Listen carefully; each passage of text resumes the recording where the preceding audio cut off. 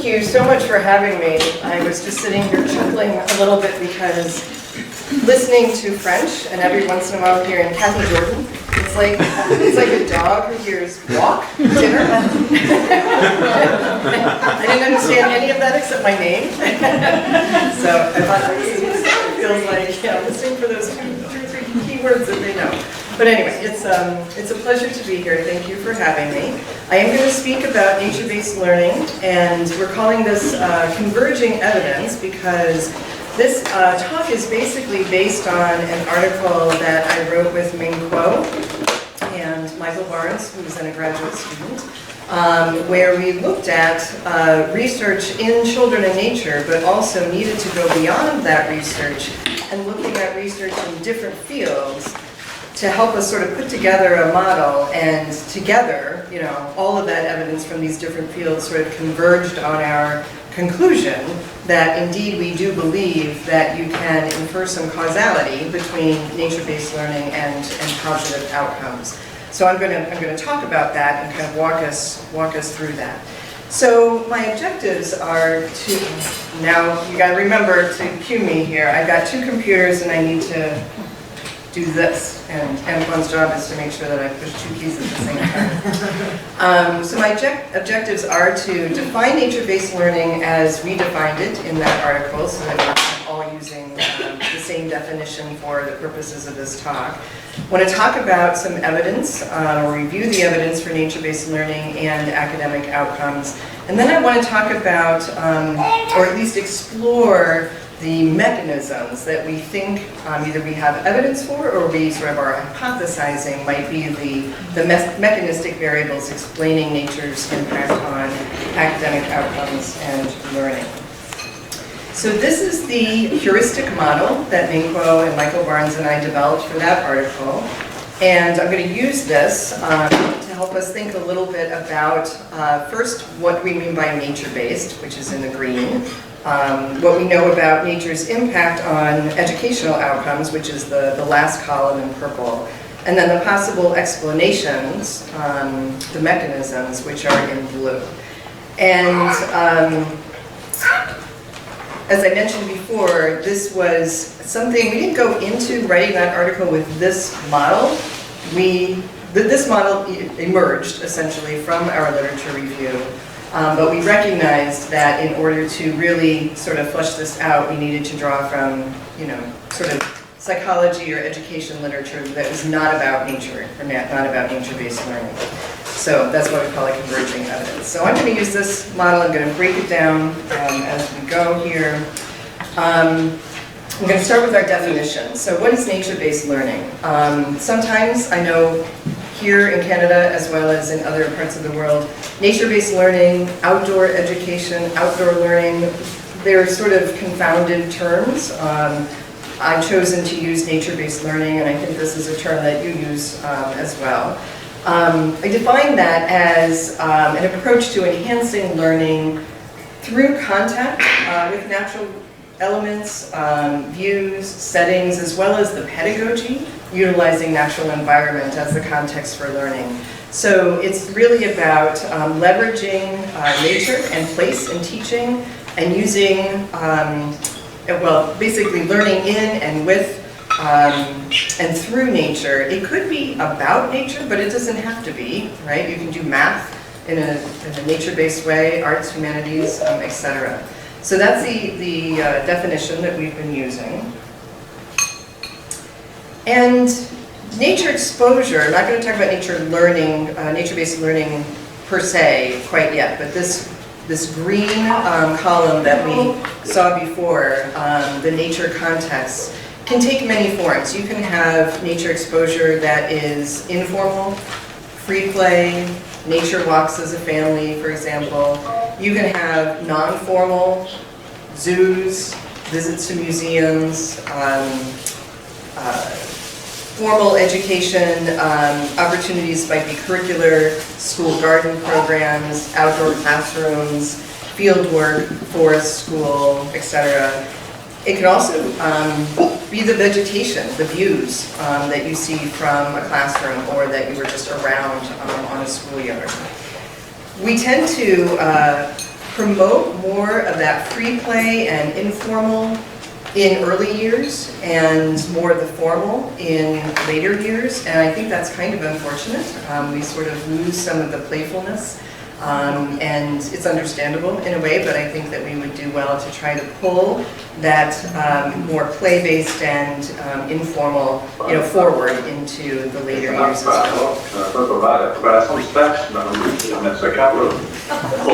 Je m'excuse, mais...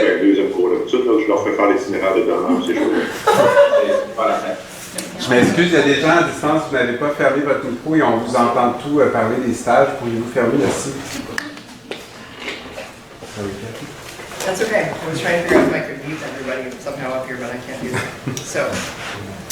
So knowing that this group is primarily interested in education, I'm going to focus on the school-based context, at least for some of the examples that I give.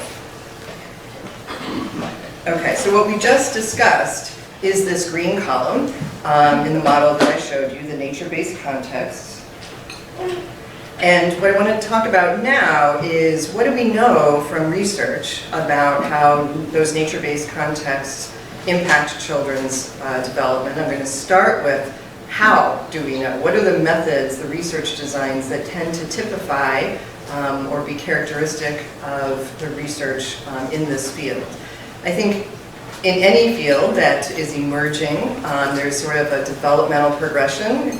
Early on in the development of a field, we have a lot of research that tends to be case studies, evaluations, correlational studies. But as the research has been growing, and it is growing by leaps and bounds, we are now seeing more and more rigorous designs, whether they be quantitative or qualitative. We're seeing more experimental studies. We're not seeing as much longitudinal data. I think that's something that we need. And I think everybody is recognizing that we need to really dig into what are the mechanisms that would help explain this connection between nature and learning. And we don't have enough research yet on those mechanisms. And, excuse me. So we're still trying to piece that together in terms of what leads to what and why. Okay, so what do we know about that link between nature, that was the green box, and this box, the purple, the educational outcomes? We know that in school settings, a lot of research has been demonstrating that nature-based learning is as good as or better, depending on the outcome and the quality of that educational intervention, compared to traditional instruction. So for example, it was Nancy Wells did a large study looking at school-based garden programs, looking at over 3,000 students who participated in garden-based learning. And students gained more knowledge than a waitlist control group, and those gains were dependent on how much gardening-based education they received. So there was a dose-response effect. The more gardening, the better the outcomes. In some reviews, we're getting more and more reviews now, and another sign that the field is maturing. Now there's enough information that people can do reviews on sort of select aspects of the field. There are reviews of now hundreds of sort of tests of nature-based instruction's academic outcomes, and the vast majority of those are positive. And here too, the most impressive findings are the ones that show the more of whatever the nature-based intervention is, the better the outcome, so that dose-response effect again.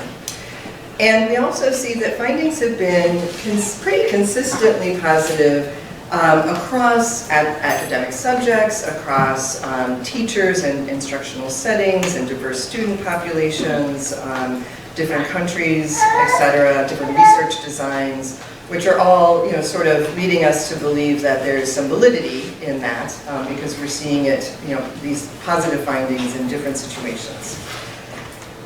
Now, not only do experiences of nature positively enhance academic learning, they also seem to foster personal development, which is that sort of middle, sorry, there's a black box covering part of the slide, but the middle one you can see is personal development.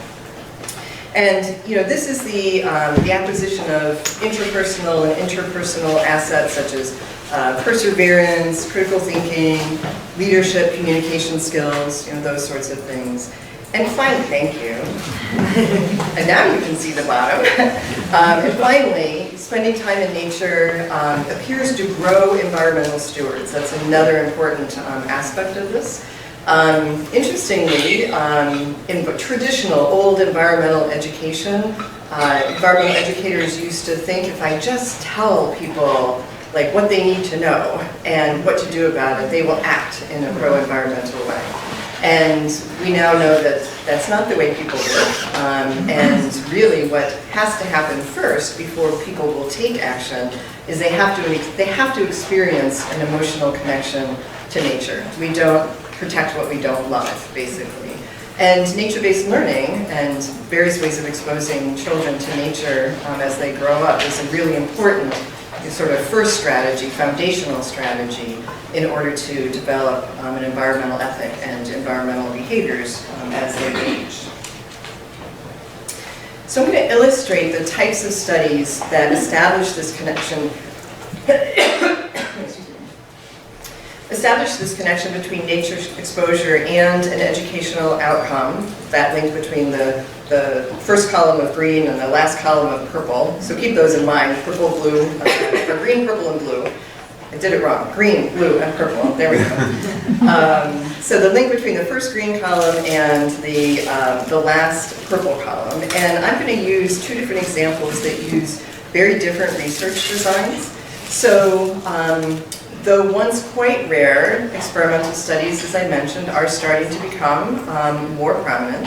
And in this one, this is a classic experiment. It was done in 4 elementary schools with random assignment to a control group or an after-school or summer school program designed to introduce elementary school students in an urban disadvantaged area to natural science and environmental education done in a nature-based learning approach.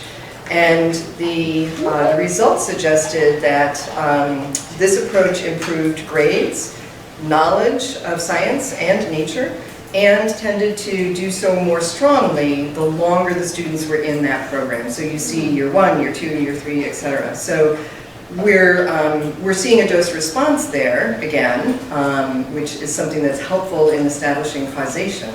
But we're also seeing that this is one of the early studies to show that longitudinal look, following kids over a period of time, looking at sustained participation in a program like this. Okay, so though this one is correlational and we can't infer causality, it is a very high quality, rigorous correlational study. This is one that was done by Matsuoko in Michigan, looking at 101 high schools, and looked at the views from the cafeteria or the classroom. And basically, they could see shrubbery, they could see trees, or they could see like parking lots or other buildings. And the greener the view from the building, the better the outcomes in terms of things like standardized test scores and grades, aspirations of college attendance, and also decrease in things like criminal behavior or interaction with the criminal justice system. And then views of monoculture, grass, or impervious surfaces like the parking lot, were the exact opposite. Those were negatively correlated with those outcomes related to aspirations for college and grades, and an increase in criminal behavior or interaction with the criminal justice system. So why? Why is there this connection between nature-based learning and educational outcomes? The mechanisms, these mediating variables that are sort of in the middle there, or the blue column in our model, really take two forms. One is focused on the learner, the top box, and the other is focused on the learning context. So thinking about the learner first, some of these things are related to cognition, like attention. That could be a mediating variable. Social emotional things like stress or anxiety. Behavioral things like self-regulation, engagement in learning, and then finally physical health things related to physical activity and fitness level. And then the learning context is about both the social context, like the calm, quiet, cooperative, safe, warm, and then also the physical environment over and above just being a green situation. So loose parts is a good example of that. Loose parts being things like, rocks and sand and water and pine cones, leaves, acorns, etc., that you can move around and manipulate and use symbolically that support creativity and problem solving. That's an example of sort of a rich learning context in nature-based learning. So it's this middle column that we don't know as much about, and that we need a lot more studies to understand what really is at work here, connecting the nature exposure and the outcomes in the purple column. We have studies that show the connection between the green and the blue, and the green and the purple, and then we can look to other literatures outside of nature-based context to see that this column and the purple are related. So by inference, we're sort of building this model that suggests that these things in the middle here have support for being these mechanistic variables. But we really don't have as much research as we need to that would really demonstrate the whole picture, that in a nature-based context, that we know is affecting something in the purple column that we can assess in real time in nature. These are indeed the mechanistic variables. Does that make sense? You understand what I'm saying? Okay. All right. So I'm going to walk through most of these 8 mechanisms, these 8 bullets. I'm going to be skipping over physical activity, partly for time and partly because the evidence is a little bit weaker there. But I'm going to walk through this model that Ming-Kuo and I developed, and I'm going to give some examples of research that highlight these mechanisms, or I'm going to talk about some theories that support these mechanisms. And then I'm going to do a little bit of hypothesizing about a few others as well. So let's talk about a couple of the popular theories that explain nature's impact on cognitive and emotional outcomes. So the first one is attention restoration theory, ART. I'm sure you've all heard of that. But this idea that we've got, this is a little oversimplification, but we've got 2 systems of attention in our brains. One that is effortful and directed when we're studying or working hard, and the other being sort of, it's called voluntary, or involuntary rather, it's just sort of soft fascination, easy, not very taxing. And the idea in ART is that when you're studying, working hard, you are fatiguing that directed attention system. When you take a nature break, that system gets to rest because the other system comes on board, and that soft fascination just sort of takes over, not very effortful, allows the brain to sort of rest a little bit, and you come back to a task feeling restored. So we've known for a while that we know about that restorative effect on nature, and that it can be quite profound. Back in 2009, one of my colleagues at University of Illinois, Andrea Faber-Taylor, and Ming-Kuo, my other collaborator, they did a study that demonstrated that not only did attention improve after a nature walk compared to a walk in like a suburban environment, and then one that was in an urban environment, that effect of that nature walk was as strong as the peak effect of the ADHD medication methylphenidate. So it could be quite powerful, as powerful as a medication. It sort of raises the question whether or not children with ADHD actually have a fatigue, looking at you, a fatigue of their directed attention system, something that we need to know more about. And whether something as inexpensive and as good for you as nature-based learning, nature walks, nature breaks, might be a way to manage attentional deficit without having to medicate or medicate as much. this is, a special situation looking at ADHD. There's been many other studies that have looked at and found the same effect. The nature walk paradigm, it's been done many times, looking at the impact of nature walk versus an urban walk on people with normally developing, cognition, et cetera, and you see the same effect. But I think that ADHD question is interesting, and I wanted to bring it up because I know you've got an interest in that. Okay, then, so ART is about cognitive processes, but impacts on cognitive processes are also the result of the next theoretical construct I want to talk about, which is the stress reduction theory that is about physiological processes. So the stress reduction theory that Ulrich developed suggests that nature essentially gets under our skin physiologically. It can do things in our bodies that have to do with autonomic nervous system function, like cortisol and blood pressure and skin conductance and heart rate and things like that. So you can imagine that nature might affect both the cognitive and the physiological independently, but we know that they intersect with each other, and in particular the physiological can set up the child to either have sort of good or bad cognitive function, so they interact with each other as well as working independently. So here's a pretty elegant example of an experimental study on stress. This was a randomized clinical trial of 95 students in 5 high schools in Illinois.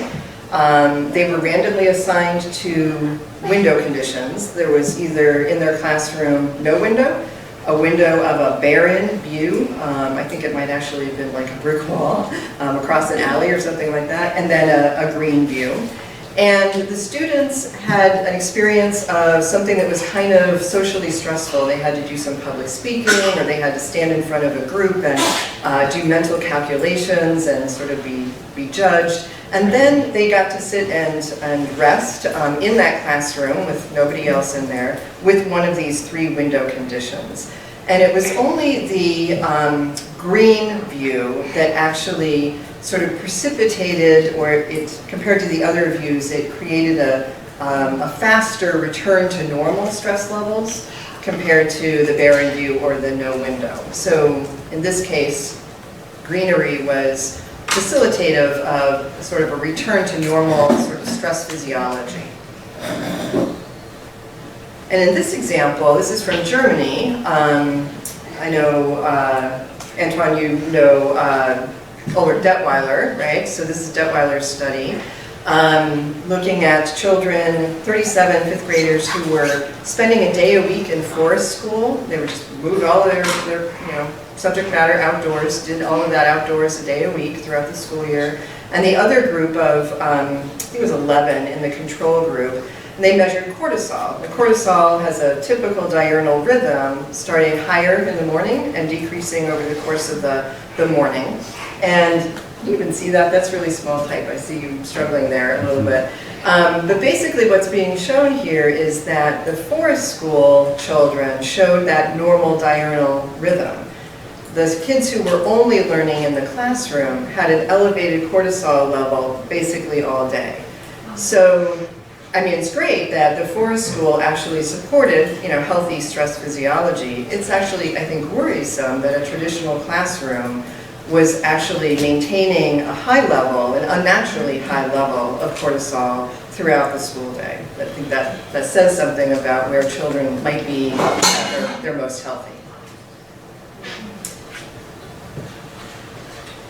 So what is it about now interacting with nature that might lead to enhanced engagement and self-regulation? These are the other 2 things that I'm going to look at in the top blue box there.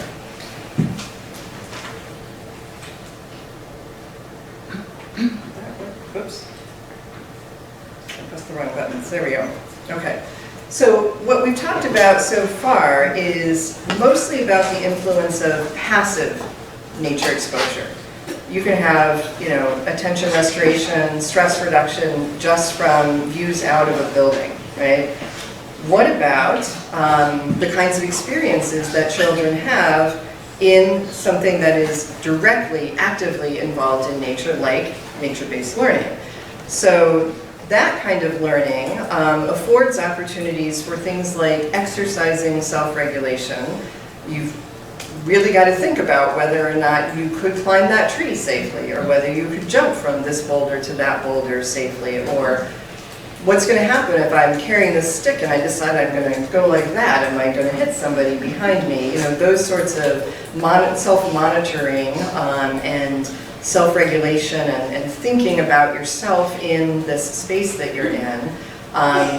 Nature-based learning sort of affords those kinds of opportunities for kids to practice that, to learn from their mistakes, particularly when there might be some risk involved or some challenges involved. There are also opportunities to figure out how to solve problems. Some of those problems are like the physical and emotional challenges that nature can present. There are design challenges, like how are we going to put these logs together, these branches together effectively to make a fort, and sturdy enough and big enough to hold our friends. And particularly if that's done in a group, you get the social problem solving on top of the design problem solving, because you need to make decisions together, and you need to take the perspective of others, and you need to sort of understand where other people are coming from and solve the problem together. We saw this in action on Monday when several of us went to the school. The teacher took this first and second graders outside for the whole afternoon and did a rather long period of time with an exercise where they were, in this case, they were figuring out how to build a structure for a hibernating bear, and they had a tarp and they needed to figure out how to attach that and make a roof, essentially, utilizing the sort of nature that was around them. And if you sat and watched any particular group, you would see that they were engaging in all of these forms of problem solving. They were trying to figure out the physics of this, how do I find the trees that are spaced correctly in the right angles. They were practicing skills around making decisions together about where they should site this or who should do what. They were figuring out if somebody was kind of slacking off and drifting away, how to get their peer back involved in doing this work with them. And there was just lots of problem solving happening at all of those levels in terms of the design question, the social problem solving, and not so much the sort of physical challenge idea around self-regulation, but certainly around problem solving. So I think nature provides lots of opportunities to build skills that are important in problem solving. One of them is perspective taking. So, imagine an activity outdoors, maybe art, where a child is looking at a tree head on and then asked to lay on the ground and look up at that tree and take a different perspective. And think about the animals that live at the top of the tree versus what might be on the ground in front of them or living behind the bark of that tree. So perspective-taking opportunities abound in nature. Similarly, particularly with animals and their habitats, and understanding why habitats might be under stress and how that might be affecting animals, empathy is something that is really emphasized, that empathy muscle is strengthened through interaction with nature. So we talk about engagement now. One of the ways that kids become more engaged in learning is when their curiosity and their creativity is sparked. I mentioned loose parts before. Loose parts are the building blocks, the Legos, of nature. You can do lots of things to put those loose parts together to make something other than what they are. Maybe those pine cones or those acorns are serving as money, the currency of nature. Maybe they're some sort of a prop in some sort of pretend play. Really, the loose parts can become anything that the children want, hence the creativity. Now, what we've talked about so far is sort of the setting. You know, what is it about the natural environment that is conducive? What about the pedagogy?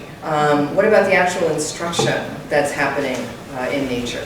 So learning in nature seems to help students see the content as more meaningful, more relevant. It often is place-based, maybe in places where children have a natural connection. It feels like home in a sense, or they at least form a connection that way.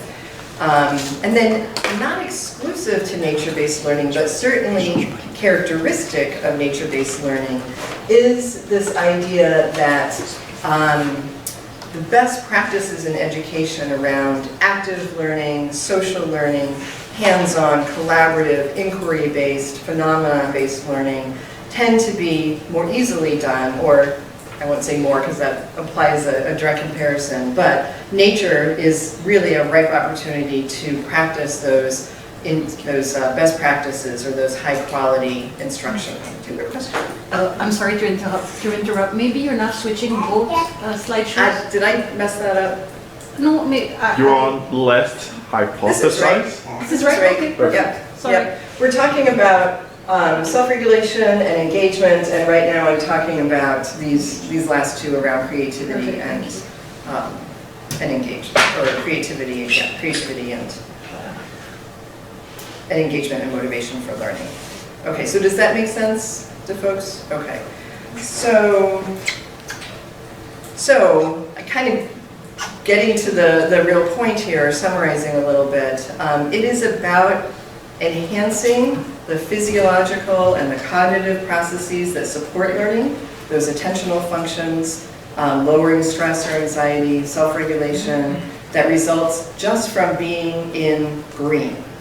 Nothing, to do with pedagogy, but part of it is about what does green do for you and what does nature do for you physiologically and cognitively.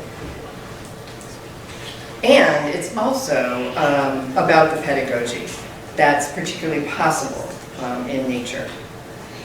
So the result of the impact of nature exposure and the pedagogy on one child, the learner, can be multiplied across a whole group of students, a whole classroom of students. Imagine that you have a whole class that is full of students that each are feeling more attentive, better regulated, they're collaborating, with each other, they're using good problem solving and judgment, they're feeling sort of emotionally well. That is going to create a learning context, at least a social learning context, that is particularly conducive for everyone. Does that make sense? Everybody's on task, everybody's cooperating.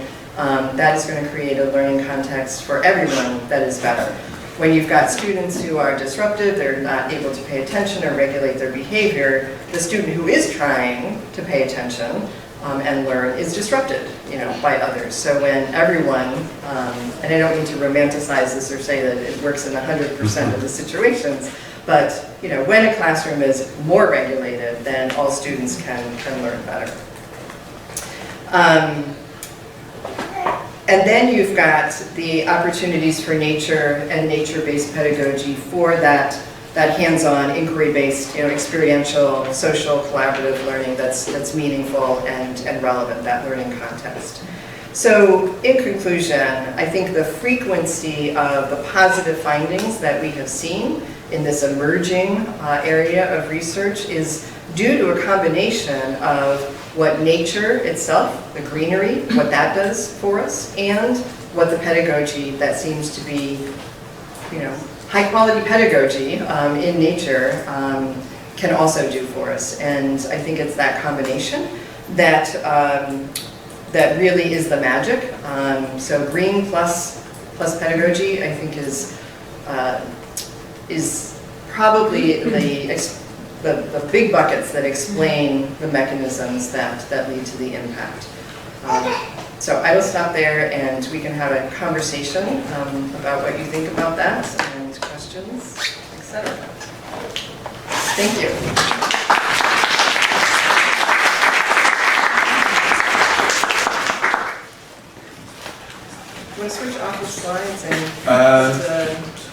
people's faces back there. Antoine is going to decide. So thank you very much, Cathy, for this very interesting talk. I think it's just the beginning of reflection. So just before we go on, I forgot to present myself. I'm Jean-Philippe Haudet. I'm the holder of the Research Chair in Outdoor Education and Director of the Centre de recherche sur l'enseignement et l'apprentissage des sciences. Donc, je m'excuse. Donc, Cathy and Michael are also collaborators in the different research projects. So, is that okay? Yeah? Okay. So, we will be able to take questions from the audience, Asma? Yeah. Okay. So, now if you want to ask questions, feel free. I will prioritize the people who are not in touch with the researchers every day. We can talk tonight. Yeah. We can talk in the car. No, but yeah, I just want to tell you that if you are not comfortable asking a question in French, don't hesitate. Just ask the question in English. Sorry, don't hesitate. You can ask the question in French, and I will translate it. And we also take the questions from the audience online. So, Asma, you will tell us if there's. Actually, there's only one question: if the PowerPoint will be available. That's always the first question. Yeah, available on iTunes right now. We'll have a look with Cathy after, and we have emails for people. So, yeah. Hi. Thank you very much for coming here and showing us all these information. So I was wondering, has class been controlled for in these sort of studies, and what is your take on the role of class in nature education? Yeah. Because that's really a big one for me. Yes. That I'm always sort of thinking about. So That's a great question because often in research we assume that we want to control for socioeconomic status. So it will become one of the variables that we throw in there as a confounding variable. And control for it statistically. So studies that I talked about, and typical studies in the literature, will have controlled for socioeconomic status. But if you think of it differently and you say, I'm not going to control for socioeconomic status, I'm going to stratify, I'm going to look at what the impact of socioeconomic status is on the relationships that I'm studying. That is very interesting because then you can possibly detect what's called the echogenic effect, which is this idea that the relationship between nature and an outcome is relatively stronger for those most disadvantaged compared to those who are more advantaged. Usually thinking in socioeconomic status terms. Sometimes it's something else. At risk, we've seen a similar sort of effect that the children at risk or having some sort of a diagnosis or something like that, they will be the ones that show the greatest improvement, for example, compared to their kind of typically developing peers. So I think it's really important as researchers that we are thinking about utilizing socioeconomic status to study the relationship between the effects that you're seeing and family income, because there's something there, and we shouldn't just control for it and sort of statistically pretend that it's all the same. because access is different, right? That absolutely. Did you want to say something else? Sorry, I interrupted you. Oh no, like I just wanted to say, if the access is not the same, then have you come upon research that says like access to sort of nature-based is more, happens more often for a certain sort of social class, which I'm assuming yes. Yeah, so there's, in most geographic locations, there is inequitable access to nature unless a city was really planned to create equitable access to nature. What's interesting is, at least in some cities, it's not so much that the lower socioeconomic status families or families from minority backgrounds would have less access to nature, live farther away from nature, but they might not have high quality nature. They might have parks that are somehow degraded, not safe, bad things are happening in there, not, lush, biodiverse, whatever. They're just sort of poor quality compared to the quality nature that is experienced by people who live in a more affluent neighborhood. So the disparities are sometimes just purely access to any nature, and sometimes it's quality is the inequitable access. Yeah. And that might be part of what we see in this ecrogenic effect, that if you're working with children who've had relatively little exposure to nature, they have sort of the biggest gains. Nature might have sort of an initial impact that it's sort of novel, for a child who hasn't had equitable access, and so you might see a big change in whatever your outcome is compared to students who maybe are routinely exposed to nature, and they have received and are continuing to receive the benefit of that, but it's almost like a ceiling effect. They can't go, that much higher compared to someone who's really starting low and has a lot to gain. Is there some research linking nature-based learning with traditional indigenous learning? That's another great topic. I think that there's, yes, there is some. I was speaking this morning, we were talking about early childhood, nature-based learning over breakfast, and I mentioned the name Carrie Green, who is a researcher who was in Alaska, is now, I think, in North Dakota in the US, and she studies nature-based early childhood from an indigenous point of view, essentially. Really interesting work about how can you integrate traditional ecological knowledge as an approach to nature-based learning. I think one of the things that it's important to recognize is unless you are an indigenous teacher, you're likely not to feel particularly comfortable or well prepared doing that.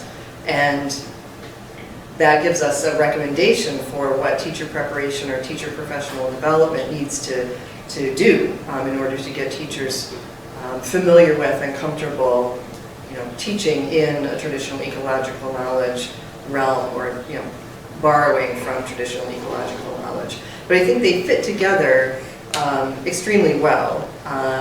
And I think if you dive into the two traditions in a nuanced way, you might see that there are some differences there in philosophy, where in a Western culture we might come at nature from a natural resources or ecosystem services, sort of an approach.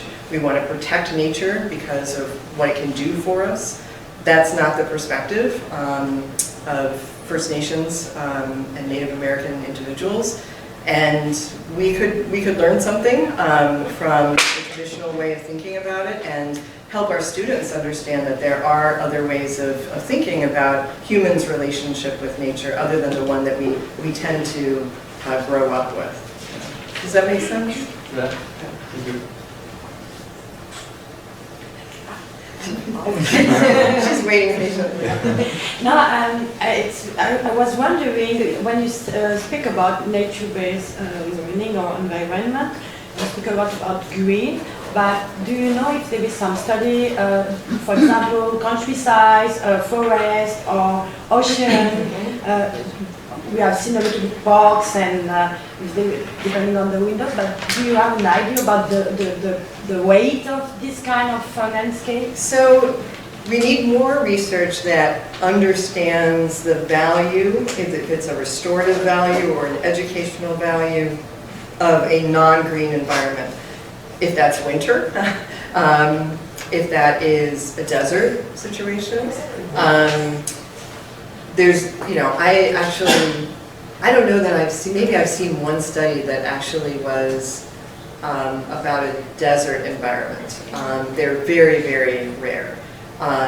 People who visited the desert know that there's actually great beauty there and lots of things to learn, but that's not what we think of as a traditional green, environment. There's some studies that are looking at blue, near water. they're not as common as studies that look at exposure to forests and other forms of greenery. So I think that we need more comparative studies. I think what we'll find is that in terms of restoration, there'll be a gradient. The more green, the more lush, the more biodiverse is likely most restorative. But there's also, I think, some personal meaning that goes along with this. If you are connected to the desert, that's like where you grew up or whatever, you might feel most restored in that kind of an environment. And then there's been a little bit of research that's shown green and then bare trees in the fall, a little bit less restorative. A sort of snow-covered kind of black and white environment might be the least restorative, but again, it's just really kind of what is personally meaningful. Some people find great restoration in a very simple winter scene where they're just observing the white or the white on the evergreen trees or whatever. So I think it's complex. There's the research on what we know about how greenery affects us physiologically, but then there's the emotional piece of it that needs to get figured into that in terms of personal relevance. So we have a few upcoming questions in the audience, but we're going to go online. Yeah, we have an online question from Virginie. Bachelin-Lavallée. Virginie is a PhD student in education and she's a lecturer in environmental education at UQAM. She's asking if there's any research projects currently that study the role of teacher as an agent in the different outcomes in nature-based learning. And the second part is, I would say, the role of the agent or the teacher more in the personal development and stewardship outcomes. Okay. So I know some of you are familiar with the article that Luis Chala and I wrote on setting a research agenda for the field of nature-based learning. One of the things that we called for was more research on teachers to understand what are everything from the barriers they face to adopting nature-based learning to what are their sort of effective practices. And I think that this idea of agent is interesting. If I'm understanding the question, I think that if agent is something that has an impact on a situation or is critical in an outcome, I think the teacher has great agency there. And I'll give an example. We talked about this at breakfast this morning as well. Back to that observation in the school on Monday, I observed a small team of boys trying to put their tarp up and trying to attach a rope to, I think, a branch that was about this thin. It was like a matchstick. It was super, super thin. It was no way it was going to support this tarp. And this boy worked on it and was really struggling with the tying of the knot, really not thinking about whether this was the right choice, of a place to tie the knot. And the timing of intervention, of saying something to that child so that there was a period of some productive struggle where at least he would get to the point of thinking, maybe this isn't going to work, but I'm not sure what to do. But not letting him go so far that he became so frustrated and just, walked away or, gave up on the whole thing. So the teacher's timing of a question, which was, look around you, what's the strongest thing in the forest? And the child looked around and said, the trees, right? And she said, yeah, think about that. And he looked at his little, twig and the tree that the twig was attached to and said, oh, maybe that rope ought to attach to the tree and not to the twig. So if she'd intervened earlier, that would not have been a learning moment. If she had intervened later, it could have been a complete meltdown. Is that a word? Do you know what a meltdown is? Yeah, temper tantrum, etc. So that practice of knowing when to intervene to create the impact that you're trying to create I think of that as agency, but I'm not sure exactly what the meaning was. You could ask if I answered the question or not, and I can circle back if needed. If she wants to intervene, the people can also open their mic if they want. There are another questions. Yeah. Okay, so we're gonna go online too, and okay. Oh, that's Virginie who asked. Sorry. Thank you.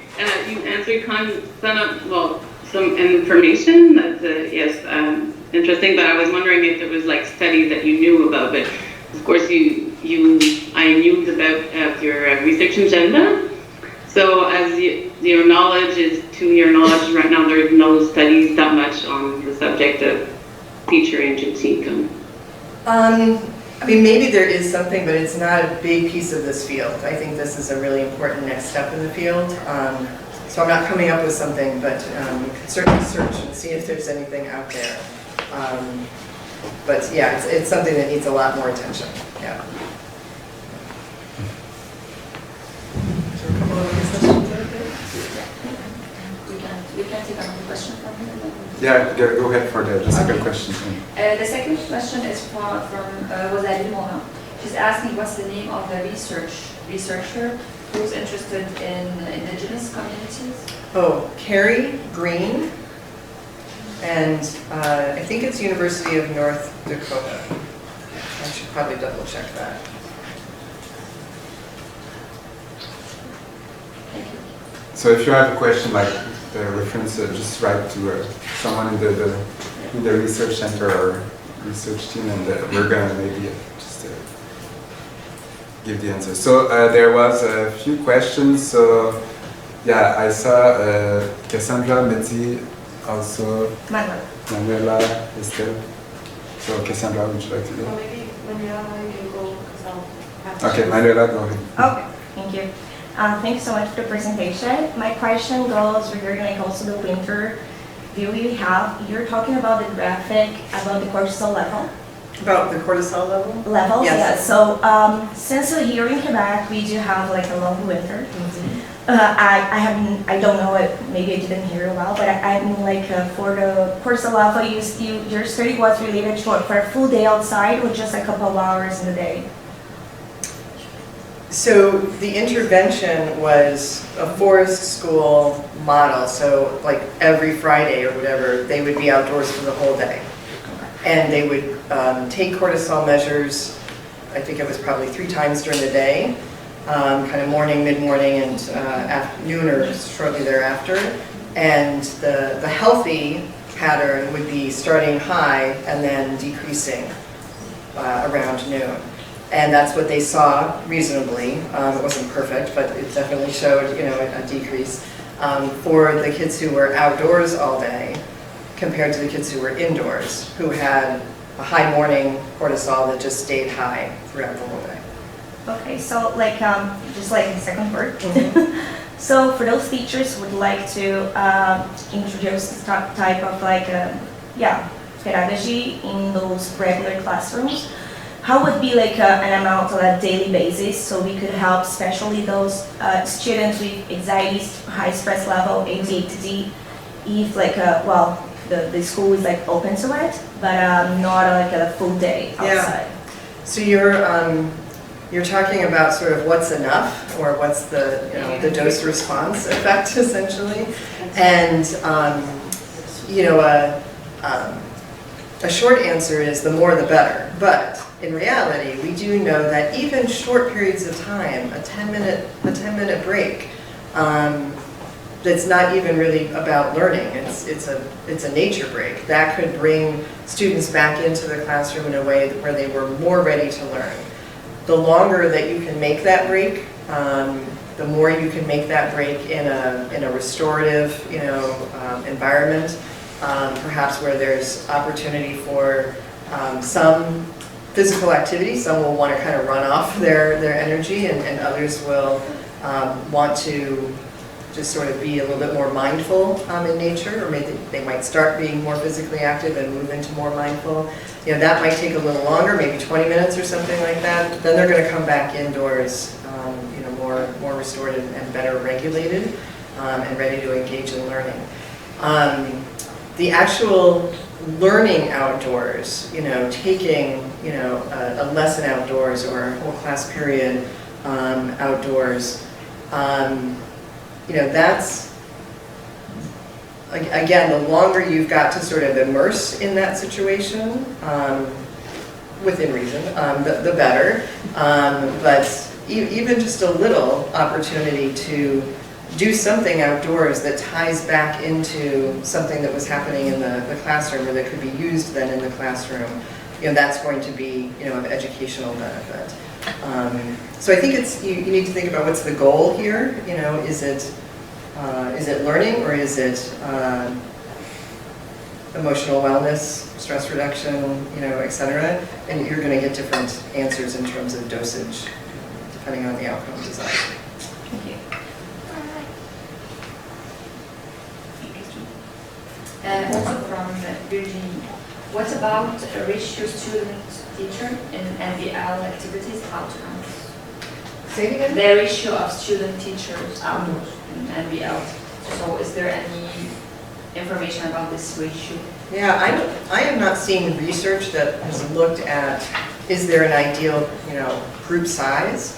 I think you could just kind of use common sense and know that if you've got too big of a group, that might require more adults, more splitting into smaller groups to do work, or you'll run the risk of, sort of losing kids, disorganization, et cetera.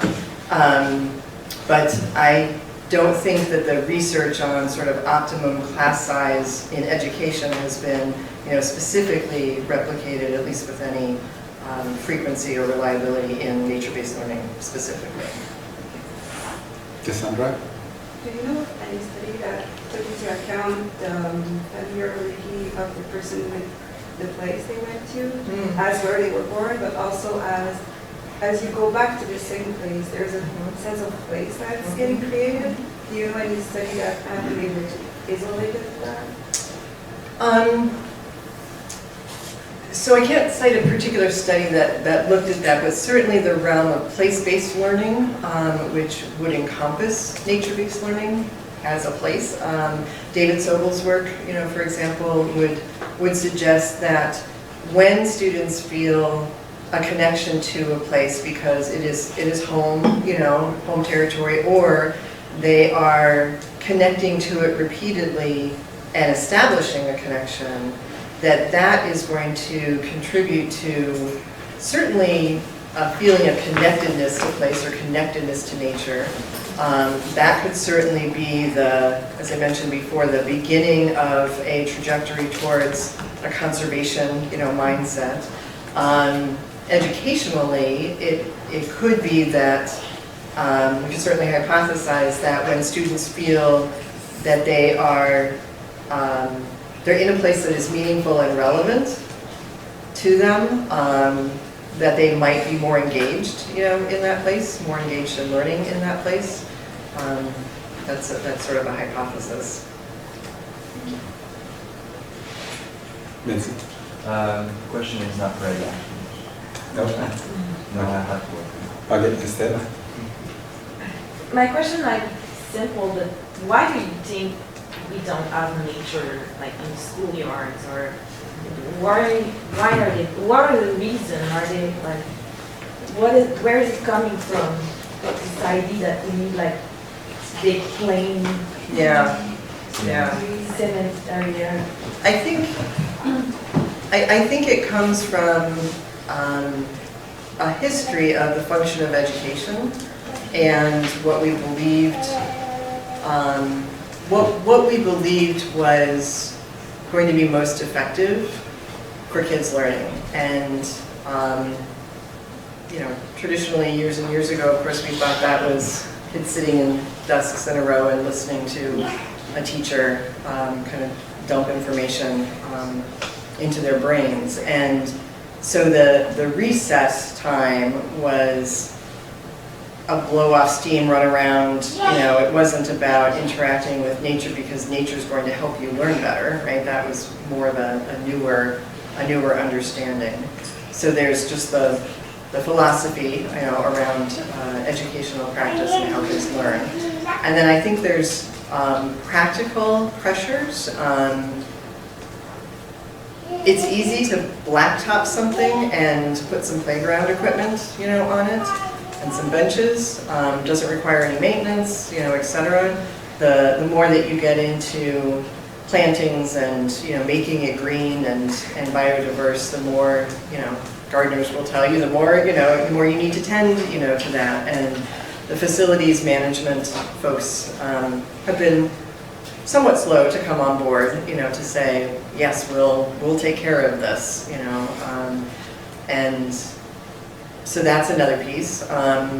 And I think, the parent community is another that is either for this and understands this, or questions the value, because for them, what does education mean? It might mean what they experienced, which may not have been in a rich biodiverse natural setting. And so when there's lots going on outdoors that looks like play, they may think that that's not learning, and so they're not as much in support of it. So it's probably a bunch of different things. Thank you very much for your presentation. Just for the sake of it, what would be, in your opinion, the biggest downside effect of nature-based? Like the biggest problem with it? The biggest problem? Yeah. I suppose you could say that it could be too much of a good thing. Thinking about, so this is a little bit different of an example, but my own children went to a progressive constructivist, school, and math in particular was done in a very project-based, figuring out real problems in the world, very, very focused on reasoning, and that was often lent itself very well to doing sort of explorations, investigations that had mathematical components to it outdoors. And then standardized test time would come around, and the teachers would be perplexed about why these kids didn't know their multiplication tables. Well, that's not what you teach, outdoors. And so they realized that they needed a little bit of a balance, that they couldn't do everything that was about, deep learning and, conceptualization and reasoning, to the neglect of, some basic skills, basic knowledge that just everybody needed to, they just needed to practice their multiplication tables kind of thing. Maybe a poor example, but they sort of realized that there might be a balance, and that if they really did exclusively outdoor learning the way that they were doing it, they were probably missing some things, and they at least needed to figure out, can they do that in the outdoor setting, or do they need to just make sure that they are creating a balance of indoors and outdoors and doing what they need to do indoors to fill in some of those gaps. That's a personal example, but... Which is great, since I'm a math educator, so thank you for the... Yeah, I had no idea. Right on. I didn't know that Vincent is a professor researcher. Thank you.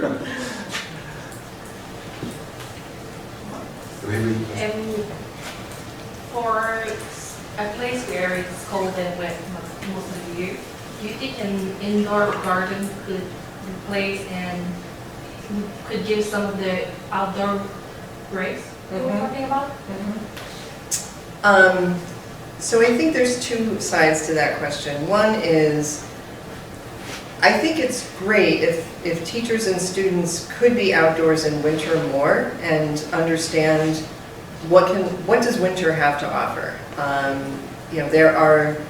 There are special qualities of winter, both in terms of the sensory experience and the sort of ecology, what's happening in winter, that it's not a barren wasteland that you can't learn anything from or enjoy.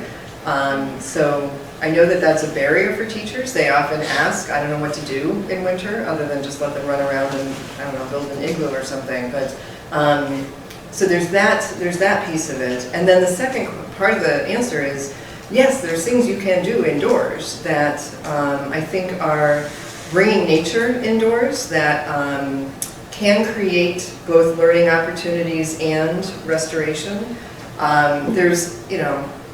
There's a study years ago where they had plants at the back of the room, like all the students were facing forward, but there were plants at the back of the room. They weren't even in sight most of the time. And those students, I think it was attention, I can't remember exactly what the outcome was, they did better than students who were in an environment that had no greenery, at all in the classroom. But imagine if you brought nature into the classroom in a more intentional sort of way, where you've got, an opportunity to tend, an indoor garden, or you've got, we should consider animals too, animals in our nature and animals in the classroom and having habitats, in the classroom and seeing sort of life cycle and those sorts of things. Or having a corner that is sort of the nature corner that is set up for restoration. Definitely would be a great add-on. But not to the exclusion of not going outdoors even when it's winter time, because that can be pretty wonderful too. And do you think the effect would be similar, or would the outdoor still be better than an indoor garden? Again, I think it depends a little bit on the outcome that you're looking for. There's certainly been studies that have looked at sort of the gradation of is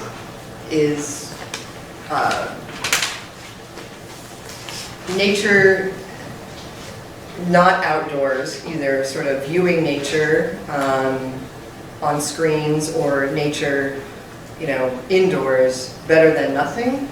Yes. Is it better than being outdoors, immersed in nature? Not quite. So it's a gradient. Thank you. There's someone called Marc Boutet. He left the conversation, but he left a comment about talking about the teachers. So first he went to the conference and the presentation, and he mentioned that there are many relevant questions that might emerge about teachers' practices and teachers' training regarding NBL. He didn't mention exactly what he wants, but it means that there's another one who liked his question, means that everyone is talking and thinking about the teachers' practices in NBL. So, I think that's a great comment, and again, something that we raised in the research agenda was understanding what might drive teachers to do nature-based learning, what might be the barriers to doing this, what are ways that teachers could learn best practices. All of those are investigable questions. And we really do, I think, need to change the way that we prepare teachers and we offer professional development. It's something that I'm actually working on right now, is teaching professional development for nature-based learning. And I know that the things that we call them the 3 C's, teachers tend to come to this with not enough confidence, not enough comfort, and not enough competence. So our teacher professional development program is aimed at increasing their comfort in nature and having students out in nature, because it feels like you've lost a little control. The range the roaming range is much bigger than in a classroom. And the more that we can get them comfortable in nature and give them the tools, the sort of principles of nature-based learning and some ideas about what they could do in nature, their confidence increases. And as we really get them thinking like a nature-based educator, then their competence increases. And I don't think we do that enough in teacher preparation and the teacher professional development. I'm not sure what it's like here, but in the United States, the teacher professional development tends to be short, one-off, workshops where, one teacher from a school might come because that's something that they're interested in, and they might come away with some interesting ideas for, a lesson, but they haven't sort of transformed their thinking and, really started thinking like a nature-based educator, such that they could take something that they already do and turn that into a nature-based lesson. So What we're doing in our teacher professional development program is bringing a whole group of teachers from the same school together over an extended period of time, 3 weekends actually over the course of a year, embedded in nature, in the woods, and getting them to do the thinking like a nature-based educator as opposed to only giving them like, here's a lesson you could do, or here's a lesson you could do. And our final weekend is coming up, and we're really going to have them sit and work in teams, taking something that they do now as not a nature-based lesson and creating, you know, a nature-based lesson or a nature-based learning approach to it. You know, workshopping that with experts in alignment with standards and experts who are nature-based educators to sort of get some new ideas about deepening that nature engagement, and then they have the support of the whole school to make those changes. They're not one teacher going back into a school that nobody else cares or it's not set up to support nature-based learning. So I think, you know, teacher professional development, ideally, I think, could be cohort-based, not one-off, but longer periods of time, and it could really focus on changing your philosophy as opposed to giving you things to try. Probably I would add another C to your thesis. Yeah. Probably the connection to nature for these teachers. Very interesting Probably point. if they weren't really connected to nature, it would be hard to change their mindset because it's not that easy to be like, to go out of the box and just be free. Yeah. And our instructions maybe. So. Yeah. Brilliant. Yeah. Absolutely. So we're going to have time for a last question from Vincent, and after you, if you want to have a concluding remark. Sure. Since it's the last one, I feel bad now because I already had my question, so I would like to offer someone else in the room to ask it's to fine. go for this last question. Another one online actually. Let's see, go let's see ahead if I with the can do online. a quick answer to this. I'll see if I can do a quick answer. Okay, so it's from Virginie also. She said, can we be worried that some schools choose TIC over NBL in urban environments? Is there any research on this that you know? And does NBL in urban areas have the same outcomes? It's a lot. Should we change the use of the name NBL to the urban NBL to maximize the frequency NBL using urban schools? What was the TIC? It's like information technology. Oh, technology. skills, Okay. digital, Yeah. yes. So read me the first part of the question again. Yeah, Just a sure. I will comparison? take that Was back it in just a chunks. comparison of nature-based learning to technology-based learning? Yeah, can we be worried that some schools choose TIC over NBL in urban environments? I see, okay. Yeah. I think this points to balance. You know, I think students do need to know how to learn through and demonstrate their knowledge through and problem solve through technology. I think that needs to be balanced with opportunities to learn in nature. And there's no reason that you can't do some technology in nature. You know, you can bring the tools of technology into the natural environment. I think it's all, you know, it's all about a balance there. The urban piece, I think, is also important, and sometimes teachers will say, well, you know, we don't have a national park next door. I can't take my kids, you know, to nature. You don't need a national park next door. Nature can be found in urban environments. It might be more difficult, and it might be at a different scale. So managing your expectations, you know, around what can be done is important, but partnerships are incredibly important. So finding nonprofit organizations or parks or botanical gardens or whatever who might partner to help bring kids to those environments, I think is really important. Urban doesn't mean that you can't be exposed to nature. You just need to kind of problem solve around that. So yeah. It's not a question anymore. I'm interested in math education. So my question is related to some discipline-specific effect related to nature-based learning. Is there a discipline where it's better to do it, or? So Jean-Philippe would obviously say science. Yeah, right. I might say math. I think that there's people will naturally go to science as sort of the one that is maybe easiest to see it, you know, transformed into nature-based learning. But I think the natural environment is at least for some topics and some grade levels, great for math, and certainly arts and humanities. I've had music teachers, tell me what they're doing in nature-based learning, certainly art, writing. I think you really can do it across the curriculum, and you can do it, I think, most effectively in interdisciplinary sorts of ways. One of the things that I loved about my own kids' school was they would do these day-long excursions, not unlike the Detweiler intervention, and they would do math and science and arts, in a thematically coherent, sort of way, and team teaching and that kind of thing. And I think that was highly effective and very memorable. My kids still remember, things that they did, on a particular day in those experiences when they learned in that interdisciplinary, connected, integrative, sort of way.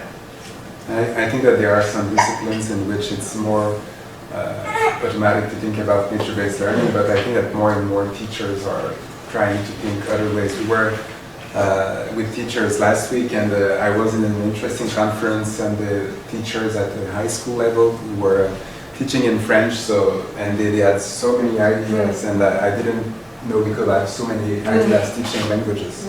So he wants me to So, Cathy, thank you very much. So you have a minute for maybe a concluding remark before we let everyone go, because maybe some of you have something at 1:30. Okay. He's really mad at you for not staying in the frame. Yeah. I just wanted to say thank you for having me, and I said this to some of you earlier that for me it is fun to come to a group like Jean-Philippe's group, because the concentration of people who are all passionate about things that I'm passionate about is just really fun. I don't have that at my own academic institution, and so it's just been wonderful to share ideas with you and really get to sit and talk about your projects and tell you about the things that I'm working on as well. So thank you for the opportunity, and thanks for coming today. Thank you.